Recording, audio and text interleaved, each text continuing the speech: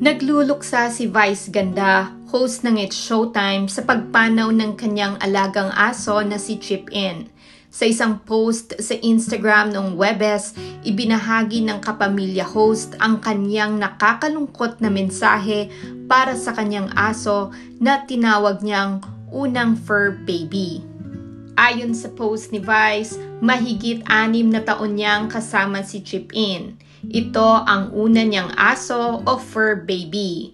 Siya rin daw ang naging source ng kanyang kaligayahan noong mga panahong sobrang lungkot nito.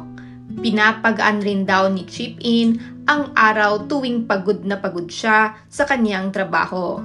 Lagi din daw nasa tabi ni Vice kapag nalulungkot siya. Pinapakinggan siya kapag masama ang kanyang loob, at nang magkasakit si Chip In, sinabihan siya ni Vice na lumaban dahil hindi pa siyang handang mawala ito.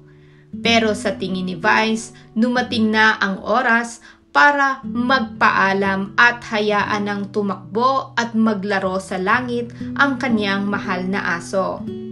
Inamin ni Vice na umiiyak siya mula kaninang umaga. Hindi rin niya akalaing ganito kasakit ang mawalan ng fur baby.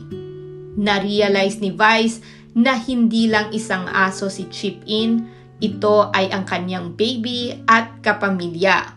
Bukod sa lahat, ito ay tunay niyang kaibigan. Matatandaang sa isang episode ng It's Showtime, inilarawan ng kapamilya host kung paano siya sinamahan ng kanyang mahal na alagang aso sa mga masasaya at malulungkot na yugto ng kanyang buhay. Ang asong si Chip In ay inirigalo kay Vice Ganda noong kanyang birthday.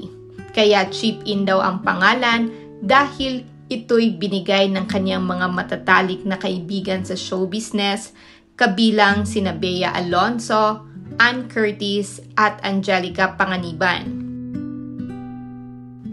Bumuhos naman ang mensahe ng pakikiramay para kay Vice mula sa kanyang mga supporters, kabilang na rin ang mga kasamahan niya sa showbiz industry.